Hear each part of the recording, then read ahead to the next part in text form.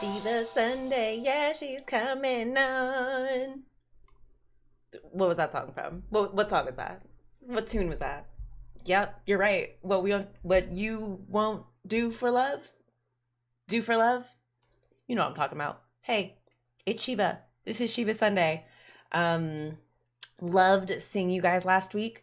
Last week was my 37th episode.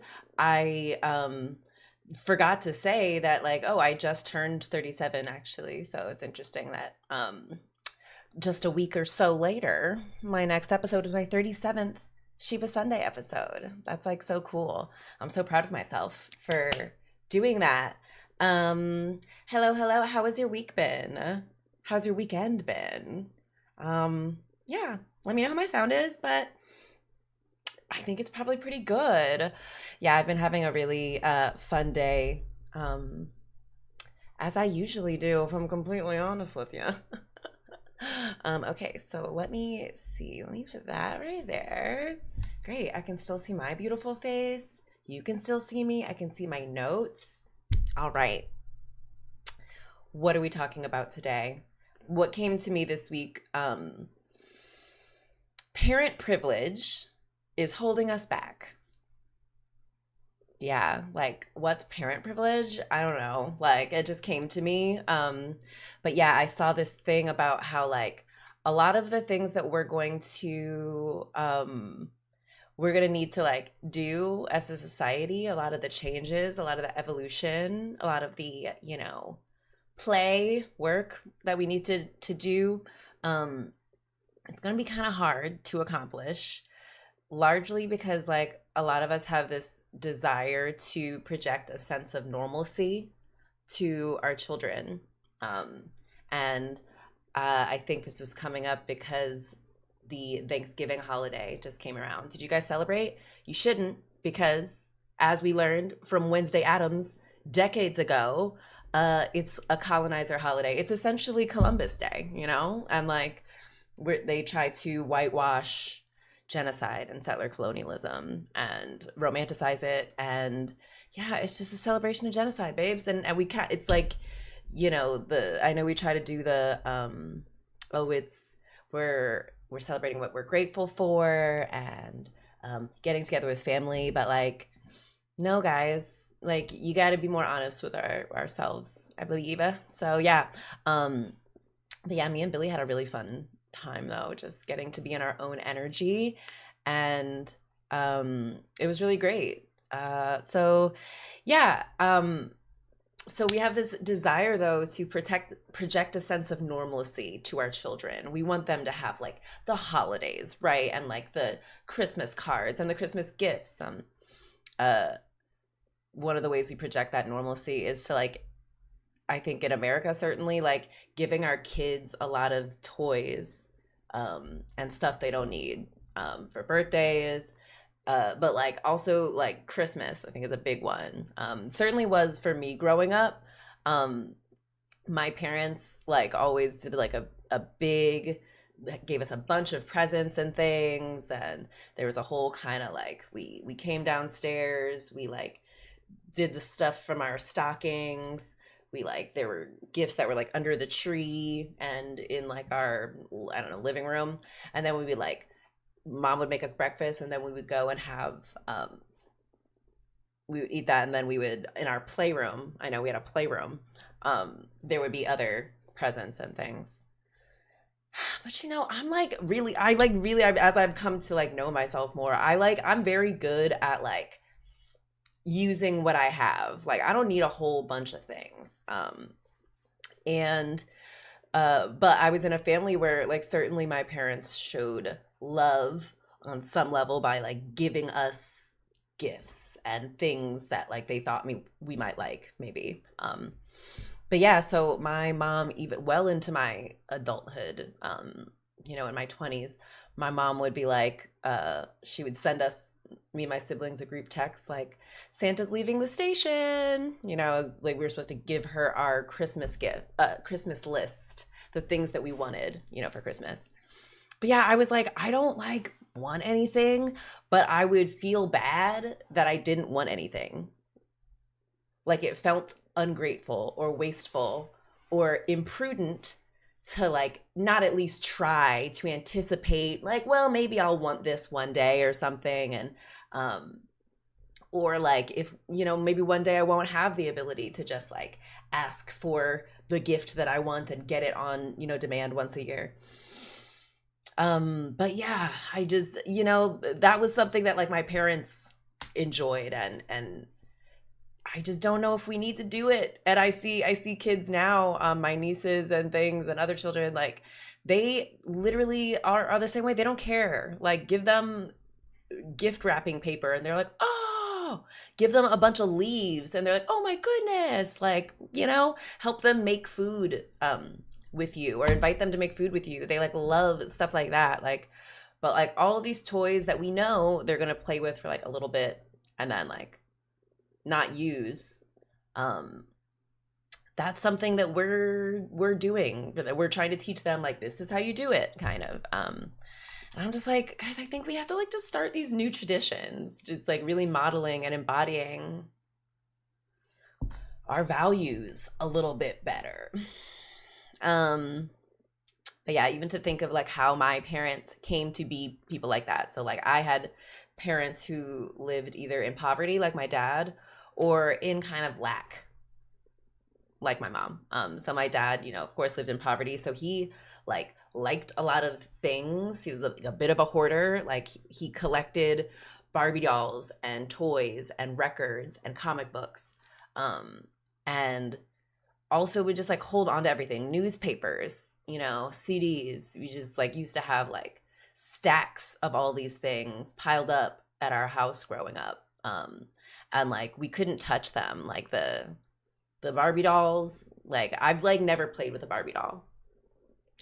I grew up with hundreds of Barbie dolls, in our playroom, in the box, like, but not allowed to play with them ever. And the comic books, they're all in those like sleeves and things, and we would have to like, if we wanted to like read one, we would have to like wash our hands and like lay newspaper down on the table and then like take out the thing. And I'm like, I'm too much of a little stinker for this. It's just like too much pomp and circumstance. Like I'm just trying to like read it, and like it's just, my father was very particular. And like I'm just, I want to like engage with things and stuff, and like my dad was just like, no, that's not okay. One time he like, also he was like, he struggled to get rid of things. One time like I was throwing away those like, those flip-flops they used to have at like Old Navy that like, maybe they last you like a year, like a good summer of stomping around, but eventually they would just like wear away.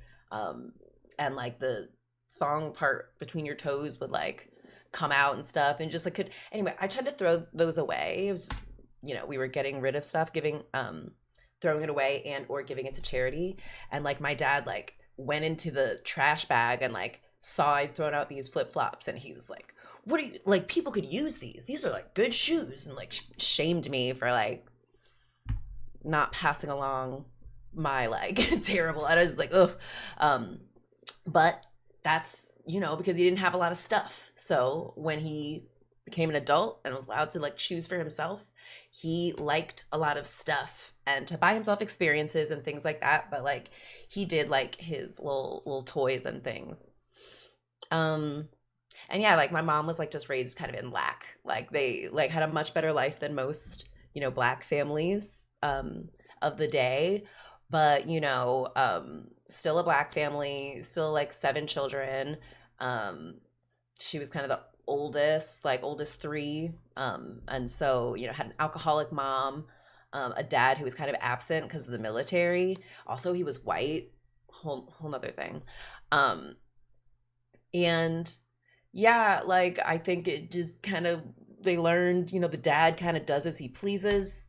We kind of give him the benefit of the doubt, and the women and the children are supposed to accommodate the dad, and the children are supposed to obey their mother's whims. And so with my mom and my grandmother, who was an alcoholic, by the time she had her like final 2 children, like they kind of had fetal alcohol syndrome, and she was kind of in the throes of alcoholism. So she had my aunt and my mom like raise their younger siblings and things.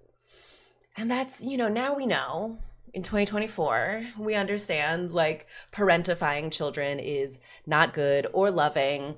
And it's, not a great thing to do. It's not a good lesson to teach children either. It like teaches them that like, your job is to do whatever your parent tells you, even if it's like raise your disabled child, disabled sibling. It's like, oh my gosh. um and we're just expected to like take it as like, well, it's your mom, you gotta do it. And it's like, what if we don't? I had this thought of like, what if like one of my, my mom or my aunts or my uncles had like slapped my mom, share in Moonstruck style, and was just like, snap out of it, you old drunk, you got children to raise, okay? How might her life had changed? Maybe like someone needed to be real with her rather than just kind of be like, well, she's old, she's stuck in her ways, can't do anything about it. And I'm like, come on, don't count her out. Don't count out Annie Mae. That was my grandma's name. Okay, so what else did I write here? Oh, okay, so like I also, within that, both of my parents, I think we have this idea of like men are like allowed to be full people. They're allowed to change. Like if they're one way before marriage, if they're super like loving and affectionate before marriage, like after marriage, they're allowed to become kind of slack and be like, I got the girl, I've got my job. And so like now I can like let myself go, I can forget birthdays. I can be an incompetent kind of husband and everyone's gonna like pick up the slack. Whereas like, I think women are kind of expected to stay as compliant and accommodating to others' needs as our parents and authority figures told us we had to be, right? Like ladies are always kind of doing a lot of times the holidays, you can see women doing a lot of the emotional labor, the planning meals, reaching out to everyone, smoothing over, conflicts and things to make sure everyone. It's just interesting. And I've been noticing like, man, we don't have the dudes do that. The dudes can kind of do whatever they want. I remember there was a period where like my dad just like didn't come to holiday dinners or things at my aunt's house. He just like didn't want to. I think he like felt slighted by something my aunt did and he just like didn't come. And like we would all go and he would just stay home. And like sometimes he would come and he would just like read a book in the corner. And like now I'm like, I get that actually. Yeah, you're an adult. Like don't go do things that you don't want to do. Don't hang out with people you don't feel like hanging out with. You don't have to do any of that actually. I love that. And everyone will still love you. Like I want women to kind of like understand that. Like, maybe people will still love us if we don't bend over backwards and do all this tradition making and project this sense of normalcy and keep it. Maybe if we're not so accommodating, they'll still love us. Anyway, I also wrote, so both of my parents, in many different ways, like kind of modeled that this like kind of proximity to whiteness is how we're supposed to be. Like they didn't obviously say that, but like, we went to white schools, like the idea of education, like going to high school, going to college, going to a grad school, that was like very instilled in us. And the experiences we took. We went out to dinner all the time. We would go on cruises and go on vacation and things. The jobs that we like have, they're all kind of things that like like are appropriate, respectable jobs, art, like we don't have any like artists like certainly in my like immediate family. It's like we all have like real jobs, quote unquote, Also the ways of relating and communicating, the hierarchies that we have, that I saw growing up were certainly like kind of modeled after how white Europeans did it. Kind of the father at the head, the mother kind of minding the children, making like fulfilling the father's kind of orders. Oof. And kind of the kids, you're lucky to be there. You got to be grateful. This kind of like, did I talk about this? Weaponized like um gratitude, kind of like, if you are given this like good house and life and food, and you kind of you're not allowed to complain. Like, you have to kind of be grateful for however your parents treat you. You have to be aware that like other people's parents treat them way worse, so you kind of like, you don't really have any room to say anything. And I'm just like, I was always skeptical of that. But yeah, also presentation. My parents were very like, they used to be very like anti like tattoo and anything kind of off the, too far outside of the realm of possibility of understanding. What did I also put? Privacy. One time, like I realized like my parents like grew up, with a bunch of siblings and probably only like two rooms, so like I'm sure they all had to like share a room, as I did, all my life. And my brother didn't, by the way. But yeah, privacy, like I realized what a privilege it is to have that. And like I remember growing up, like I felt like I just didn't have any privacy except maybe in my own head. And that one time that like my mom like read I used to have a diary, and my mom read it like in front of me, and she was just like, there's just like gonna be no secrets in my house. And I was like, okay, even my thoughts do not belong to me. Holy crap. And I think we're just taught like whatever our parents want to give us, we got to kind of accept it, and not only accept it happily and be grateful. And that's the measure of how good we are as children and as people. Babes, I don't know. I don't know if that's it. I don't know if that's it, right?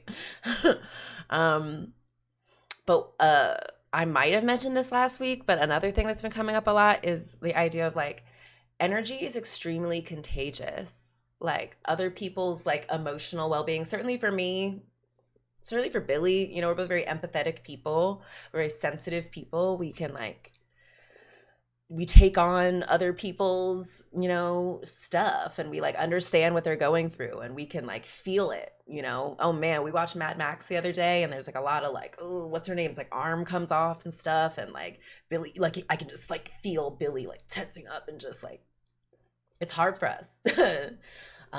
But also beautiful and really awesome. But energy is extremely contagious. So why would I like spend my time with people who are contrarian, who like only care about a few niche surface level topics, who like are not interested in going outside of their comfort zone of like relating, people who are bad listeners, people who are just like talking at you, people who lack empathy, people who lack empathy, and softness, like sometimes people are just like abrasive, and like it's hard, it's like unpleasant to be around. Anyway, like why would I want that now that I'm an adult? When I was a kid, I feel like I was like constantly just like dragged around on a schedule that was not my own. It was one that my parents felt was best for me, and that like it was my job to just go along with it. Like, and if I didn't want to, it was my job to not show that in my face. I had to like still try, and I'm just like, ugh, it's a lot. So I've been thinking about like daddy issues, and I know they're supposed to like look a certain way, but for me, my daddy issues are like, when I was growing up, I was just forced to accept and to endure and justify being in close intimate relationship with like a gruff, older, larger than me Black man, and like however he wanted to kind of treat me, I had to kind of accept it and be like, kind of false about it. I was just thinking about this one time. We were on a cruise We went to my family was on a cruise. We went to uh, the like fucking British Isles, and we were like my dad had like made a joke that wasn't funny, and it was kind of mean. It was a little like um kind of regressive, something about the people of the area, you know? And so no one laughed. Like me and my siblings, we didn't like laugh. We were just kind of like, okay. And didn't respond. Anyway, later my mom comes in our room and she's like, your father was like very, upset that, you guys didn't acknowledge the thing he said. And I was like, now we gotta like fake laugh at this man. Like, what the hell? Like this, like, and I just like constantly remember being like, is this worth it? Is taking the money worth having to do this like dumb fucking performance of this like this insecure dude? Like, anyway,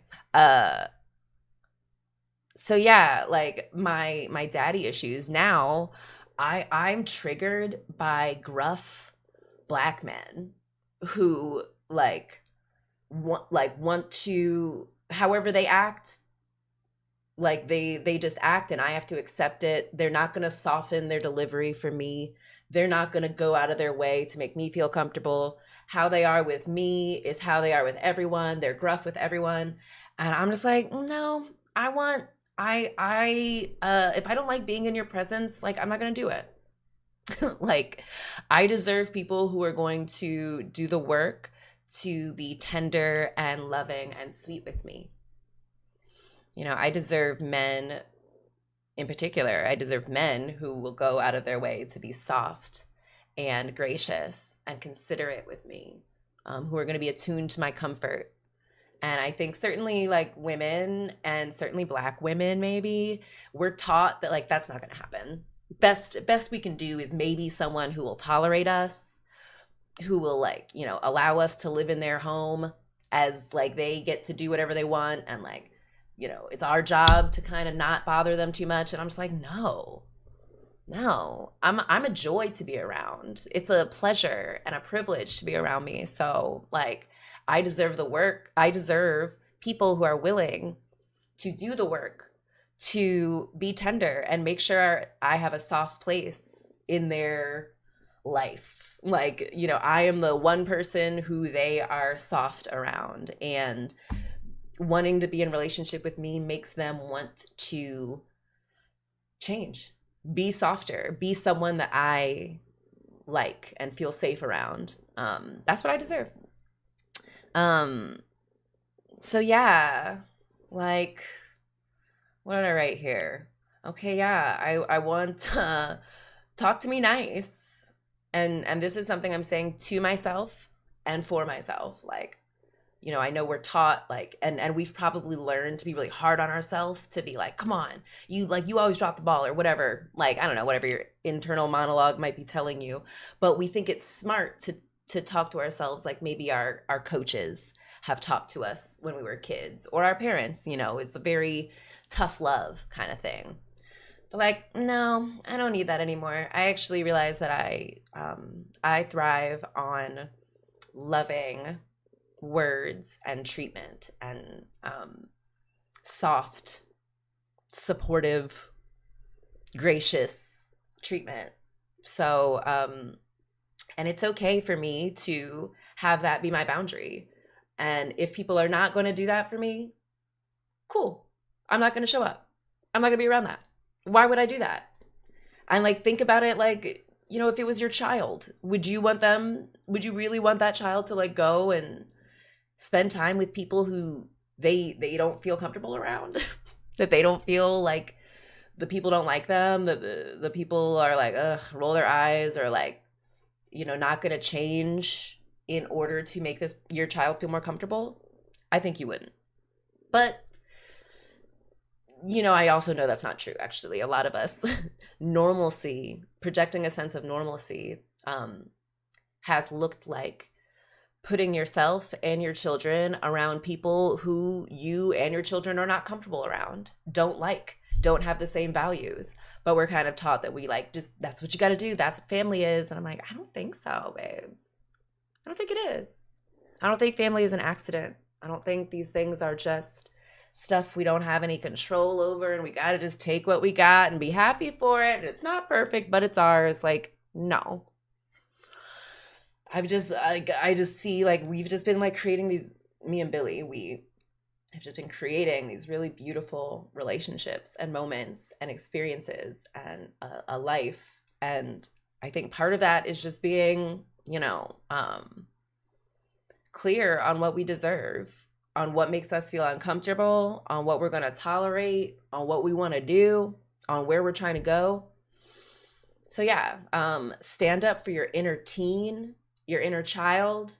I like to stand up for my inner teen because I think we kind of don't, we're taught to like kind of think of our teen self as hormonal and like just so emotional and so like angry and so misunderstood. But like, I think that's one of our truest versions of ourself, our teen version that was so indignant and so like, I'm amazing, I'm awesome. Why am I not receiving love or good treatment? Why am I being pushed around? Why are my boundaries not being respected? And we're kind of taught that it's because we're a kid and we got to just do what we want and we don't know what's best for us and our parents do. But now that we're an adult, I think a lot of us probably see like, wait, no, I'm still getting pushed around. Why is that? Why am I still tolerating that? So yeah, don't tolerate less than you deserve. And only you can determine what you deserve. Lots of people are going to try to tell you, oh, this is how much you deserve. And you deserve this because this is how much I allow myself. This is how much my family allows of themselves. This is how much our society allows. Doesn't matter. It doesn't matter. You got to set the value. I recognize like my value is beyond modern day comprehension. Why don't we think of ourselves like that? We only think about like made up things like money or gold or diamonds as this value that is so high and blah blah blah. You like, of course we don't let just anyone around these precious things. Think of yourself like that. I'm certainly more rare and precious than a diamond.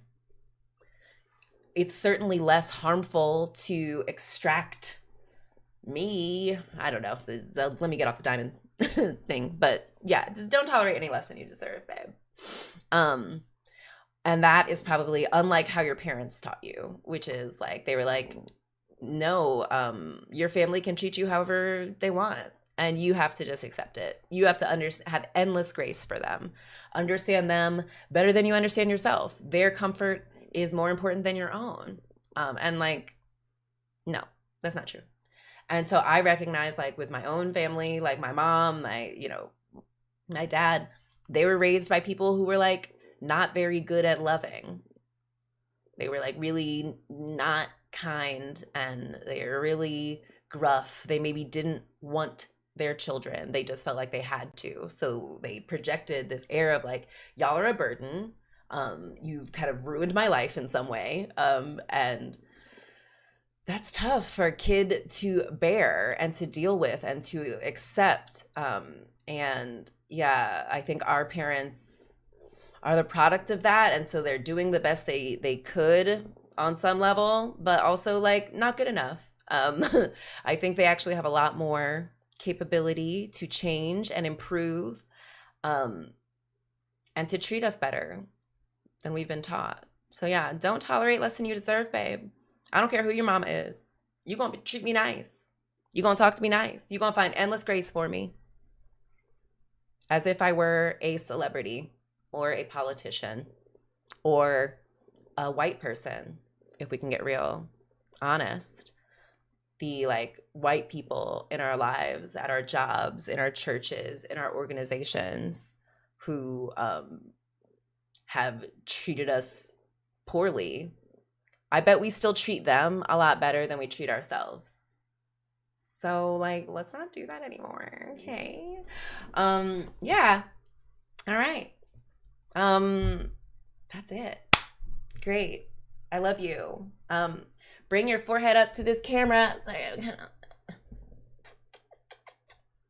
Love you. this is all made up.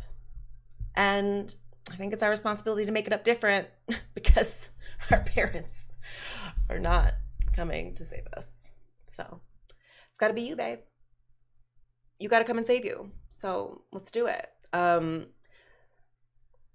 Yeah, don't accept less than you deserve. I love you.